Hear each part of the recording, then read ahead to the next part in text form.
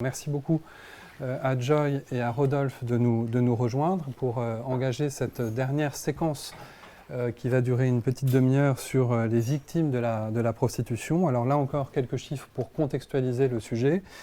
De quoi on parle? On parle de 30 000 personnes victimes de prostitution en France et qui sont à 85% des femmes et à 93% des femmes étrangères de Bulgarie, de Nigeria.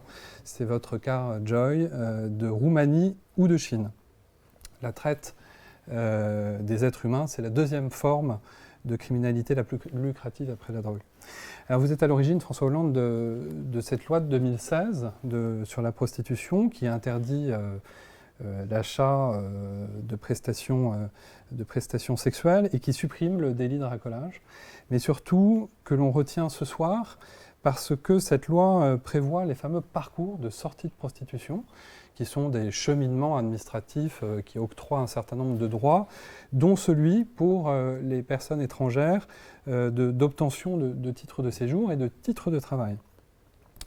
Voilà. Et je terminerai juste en disant que c'est une politique qui est très faiblement dotée, puisqu'elle était dotée de 6,5 millions d'euros en 2017. Elle est passée à 5 millions depuis. En moyenne, ça fait 50 000 euros par département pour sortir les femmes de prostitution. Donc Joy, vous êtes une jeune femme nigériane de 26 ans. Vous êtes arrivée en France en 2017, sortie de votre situation en février 2020 grâce à un contrat de travail qui a été signé avec Solentiel, qui est représenté ce soir par Rodolphe et qui a été l'élément déterminant de votre nouvelle vie. Voilà, si vous voulez nous raconter un petit peu comment ça s'est passé ou nous dire ce qui vous tient à cœur.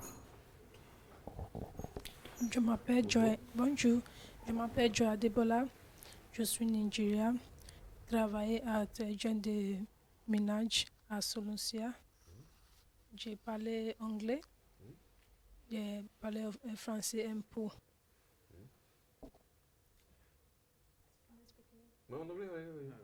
Ok. Maintenant, j'ai parlé anglais, s'il te plaît. Okay.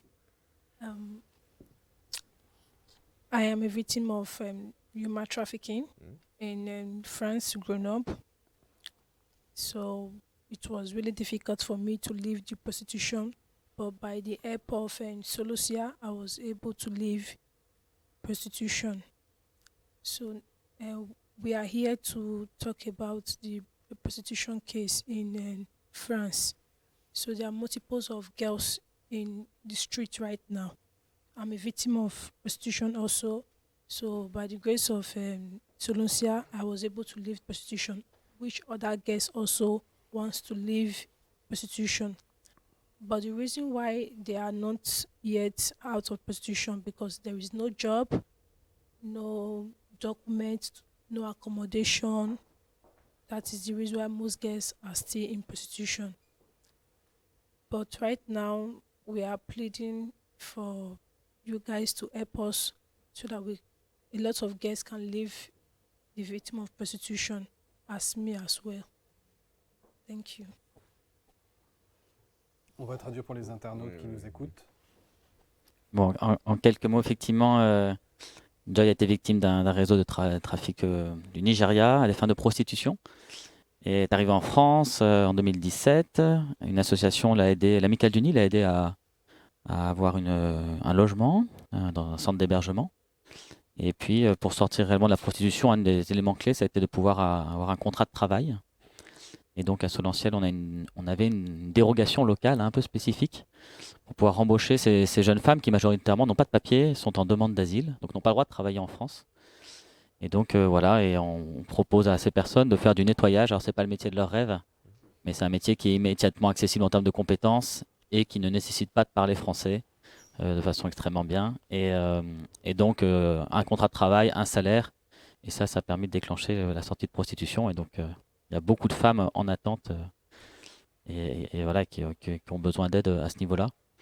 Alors, le problème avec les réseaux de traite, c'est que ces proxénètes, ces réseaux, utilisent des femmes qui n'ont pas de titre de séjour.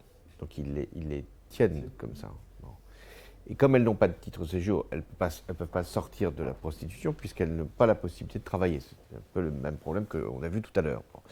Et donc elles sont contraintes, doublement contraintes par le réseau et contraintes parce qu'elles ne peuvent pas s'échapper faute de pouvoir travailler et d'avoir un logement. Donc ce qui est très important, et c'est ce que vous avez réussi à faire, et que la loi encourageait, même s'il n'y a pas suffisamment de moyens, c'est de pouvoir avoir une dérogation, de permettre d'avoir un contrat de travail, même sans titre de séjour. Même si à un moment, il va bien falloir que le titre de séjour soit fourni, parce que sinon, on est dans une contradiction. Bon. Au début, c'est ce qu'il faut faire par dérogation. Ensuite, il faut aller vers la régularisation. Et c'est parce qu'il y a du travail qu'il y a la possibilité de trouver à ce moment-là le logement et de sortir la femme, l'homme, parce qu'on peut aussi avoir des traites d'hommes, de ce réseau de prostitution. Explain. Joy, perhaps you could speak about what happened with the police when you was in the street. Okay, when I was in the street, I saw some police, so I have to run away from them because I was afraid that they are going to control my document and all that. That is what happened. Ça, c'est effectivement un des problèmes, hein, c'est que la police arrive sur les premières fois, les premières rencontres avec la police, c'est toujours un contrôle de papier, de femmes qui n'ont pas de papier, et du coup, les fois suivantes, les jeunes femmes s'enfuient, et au lieu d'avoir une institution qui vienne aider ces femmes à sortir, en fait, les pousse à se cacher encore plus et encore plus loin, même s'il y a des agents de police qui interviennent très rapidement quand il y a des problèmes de violence ou d'agression. Pour le coup, souvent ils sont exemplaires, hein. Mais dans leur fonction, effectivement, on leur demande de contrôler les personnes et pas du tout de les sortir des griffes des proxénètes. Je suis Solentiel, vous avez combien de personnes dans ces situations? Actuellement, on a 45 personnes en insertion à Grenoble, Lyon, Montpellier et Toulouse. Alors là aussi, la fondation que je préside soutient ce type d'initiatives, d'associations qui vont permettre de sortir des femmes de la prostitution par le travail. Mais ça suppose pas simplement d'offrir un contrat de travail, parce que c'est une étape, mais là encore, de les accompagner pour qu'elles puissent retrouver les conditions de leur autonomie. Est-ce que Joy, on t'a proposé un parcours de sortie de prostitution?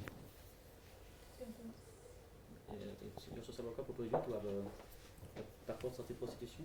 No, my social worker never proposed me to have it. They never said anything, and I think it was existence since 2016, but they never said to us about it. But by the help of Solosia, we could know that it was existing. S'il y avait ce parcours de sortie de la prostitution, le premier acte, ça serait de vous faire apprendre le français. C'est une chance de parler anglais. Les Nigérianes parlent anglais, mais c'est ce qui peut être un atout même professionnel ensuite. Hein. Mais la première condition, c'est de parler le français. Et comme les travaux qui sont proposés, comme ça a été dit, ne sont pas des travaux où on est en relation avec d'autres, c'est du service de nettoyage, on n'apprend pas le français. Donc il faut absolument qu'on puisse, dans ce cadre du parcours de sortie de la prostitution, le premier devoir, c'est de faire apprendre le français.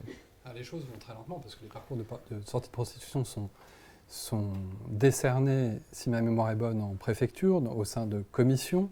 Il y a des départements qui n'ont jamais organisé de commissions, et il y en a d'autres qui n'en organisent qu'une fois par an. Donc quand on est, comme Rodolphe, dans l'insertion professionnelle et qu'on a besoin d'une très grande réactivité pour que les contrats puissent être signés en temps et en heure, on est confronté, là encore, désolé pour l'administration, mais à des lenteurs, à des rigidités et à des logiques qui sont extrêmement différentes. Et puis pour compléter, on est toujours dans une logique, le fait que les travailleurs sociaux ne proposent pas de parcours de sortie de prostitution.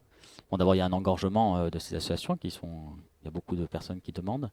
Une préfecture qui fait des commissions, à Grenoble, c'est 2 fois par an, donc très peu de dossiers. En France, pendant les 5 premières années de la loi, il n'y a eu que 500 personnes qui en ont bénéficié sur tout le territoire national, donc c'est-à-dire pas grand-chose. Et donc souvent, les travailleurs sociaux vont avoir comme tendance de dire le travail, ça va être l'aboutissement de l'ensemble de la démarche. Donc ils vont accompagner les personnes pendant 1 an et demi, 2 ans, sans les faire rentrer en parcours de sortie de prostitution. Donc la personne va devoir faire un peu comme elle peut. Alors souvent, ils arrivent à résoudre le problème du logement, mais elle n'a rien à faire, il n'y a pas de revenus. Donc il y a souvent de la prostitution qui continue malgré tout. Et donc nous, une de nos revendications, c'est de dire comment on permet immédiatement l'accès au travail, comment on fait rentrer ces personnes en parcours de prostitution dès le début, dès qu'elles émettent le désir de sortir. Et parce que ce qu'on constate, d'abord c'est leur demande, et on part de là. Et puis en plus qu'elles y arrivent, c'est-à-dire qu'avec un travail de fait, alors il faut accompagner, il faut apprendre à parler français, il faut ensuite construire un projet professionnel au-delà du nettoyage bien sûr, mais n'empêche qu'avec un contrat de travail et un salaire, elles sont tout à fait capables comme Joy de démarrer une nouvelle vie. Et comment vous vous êtes rencontrés? C'est-à-dire comment vous avez su qu'il y avait une association qui pouvait vous permettre de sortir de la prostitution? How do you meet the association? Okay, when I was in the street, so I met an association called Amika Doni. Okay. Amika Doni was the one that they used to come to the streets to give us tea, to give us blankets or anything, to speak to us, to leave the street. So they told me about Soluncia, that they asked me, do I want to leave the street? I said, yes, I need help. So they gave me a paper to go to Soluncia so I can ask for help from them. But a lot of girls does not want to leave the street, but I agree that I want to leave the street, so they directed me to Solucia. Voilà, et donc nous, on est aujourd'hui confrontés très concrètement à un problème de digitalisation des démarches. C'est qu'on avait une dérogation locale sur la main-d'œuvre étrangère qui a été maintenant mise sur des plateformes informatisées qui sont pilotées à Clermont-Ferrand pour plusieurs régions de France. Et donc depuis plusieurs mois, on n'a plus d'autorisation de travail, donc on ne peut plus aider les femmes à sortir de la prostitution. On a des salariés qui sont en situation illégale. Donc on discute avec les pouvoirs publics, mais tout le monde se met derrière un peu le cadre rigide de la loi. Et donc ils nous disent à patienter, mais très concrètement, il y a des besoins, il y a des personnes qui sont derrière et qui attendent. On a la chance d'avoir des entreprises qui nous font confiance, notamment dans le tourisme, des hôtels, mais également dans le nettoyage de bureaux, etc. Et donc on a des personnes qui veulent travailler, on a des entreprises qui sont prêtes à les faire travailler. On a une loi qui permet de le faire. La loi permet ça en théorie. Et on a une administration qui met des freins incroyables à tout ça, dans tout ça. Des réticences du côté des entreprises d'accueillir des... Alors sûrement, mais du coup celles qui nous font confiance, c'est vraiment des dirigeants qui décident d'exercer leurs responsabilités sociales. L'administration, c'est parce qu'elle se digitalise et rend les procédures plus compliquées et l'accès aux informations plus difficiles?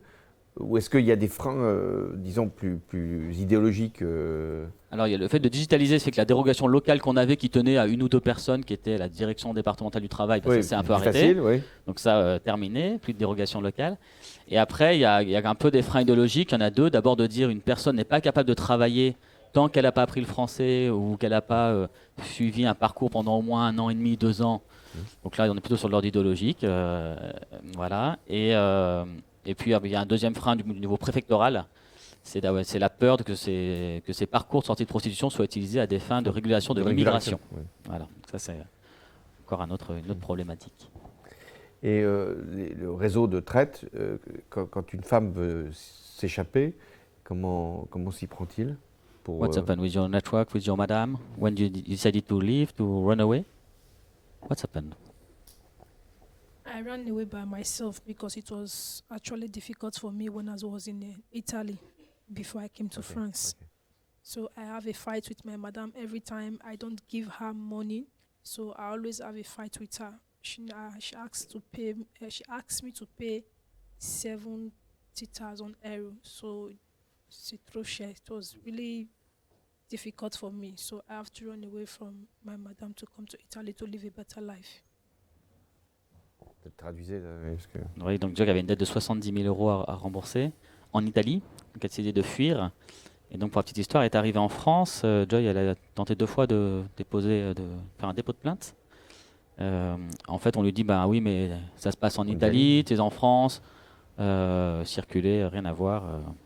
Et donc là, c'est vrai qu'il y a une faiblesse des moyens de la police judiciaire qui fait que ces personnes se sentent franchement abandonnées et les personnes qui les accompagnent aussi. Enfin, on se rend compte que...